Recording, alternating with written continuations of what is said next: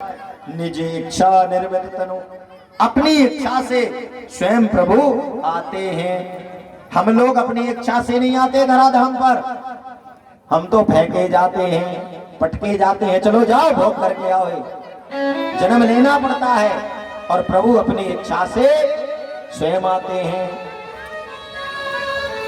और किस लिए?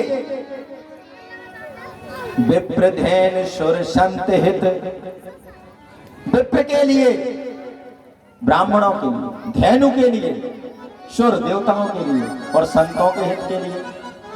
और ये बात लोगों को समझ नहीं आती। अनेकों बार लोग कहने लगते महाराज फला पंडित जी तो उनके नियम कर्म अच्छे नहीं है इसलिए हम उन्हें नहीं मानते। सुन लो, आग चाहे चिता की हो और चाहे यज्ञ कुंड की हो, अग्नि अग्नि होती है। भस्म करने की ताकत दोनों अग्नि में रहती है। एक बात समझ लेना, इसलिए चेता रहे हैं कि कहीं गलतियां ना हो जाए लोगों से। बोलो, चिता की आग में जलाने की ताकत होती है? नहीं। और हवन की आग में भी जलाने की होती है। आग दोनों है। चिता की अग्नि पवित्र नहीं मानी जाती है और यज्ञ की अग्नि उसकी अपेक्षा पवित्र है, लेकिन जलाने की शक्ति दोनों में है। इसलिए ब्राह्मण कितना भी गया गुजरा हो, कितना भी मान लीजिए ठीक है वो अपने ब्राह्मण कर्म से च्युत हो गया, भटक गया, लेकिन उसका तिरस्कार नहीं करना चाहिए। यदि आप उसका तिरस्कार करोगे, अपमान करोगे, तो आपका समूल विनाश जरूर हो जाएगा। उसका तो जो होना ठीक है, वो जिस कर्म से काम करेगा वो भोगेगा, लेकिन अग्नि वो भी है। जो एक तपस्वी ब्राह्मण है वो भी अग्नि है, और जो कुकर्मों में डूबा हुआ है वो भी अग्नि है।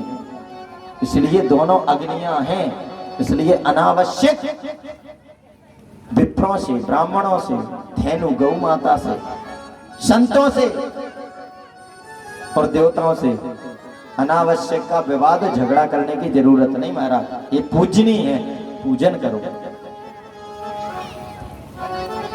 तो इस प्रकार से प्रभु राम जी का भी बड़ा सुंदर चरित्र है, और राम जी तो मर्यादा पुरुषोत्तम है।